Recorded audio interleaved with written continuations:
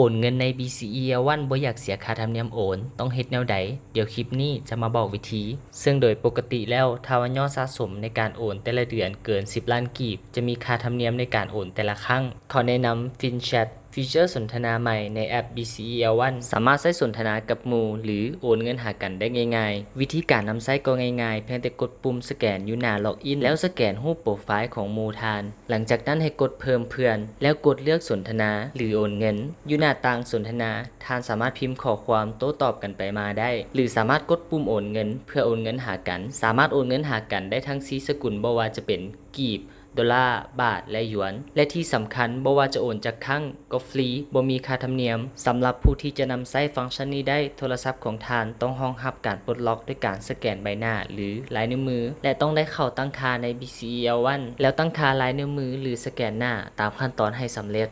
หลังจากนั้นให้ไปที่ฟังก์ชัน FinChat อยู่หน้าเข้าสู่ระบบแล้วเข้าไปที่ตั้งค่าเพื่อเลือกบัญชีที่จะใช้รับเงินเพียงเท่านี้ก็ถือว่าสำเร็จสามารถนำใช้ฟังก์ชันการสนทนาหรือ FinChat สำหรับสนทนากับหมู่หรือโอนเงินหากันแบบฟรีค่าธรรมเนียมได้เลย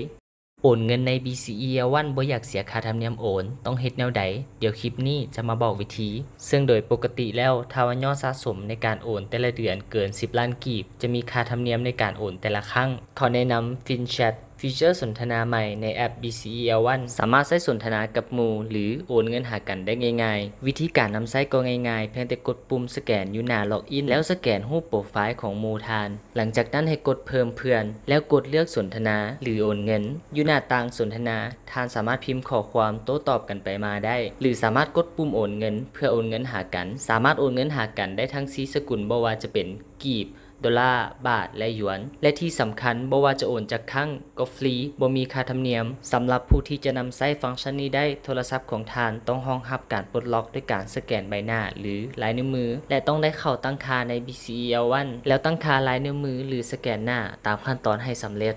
หลังจากนั้นให้ไปที่ฟังก์ชัน FinChat อยู่หน้าเข้าสู่ระบบแล้วเข้าไปที่ตั้งค่าเพื่อเลือกบัญชีที่จะใช้รับเงินเพียงเท่านี้ก็ถือว่าสำเร็จสามารถนำใช้ฟังก์ชันการสนทนาหรือ FinChat สำหรับสนทนากับหมู่หรือโอนเงินหากันแบบฟรีค่าธรรมเนียมได้เลย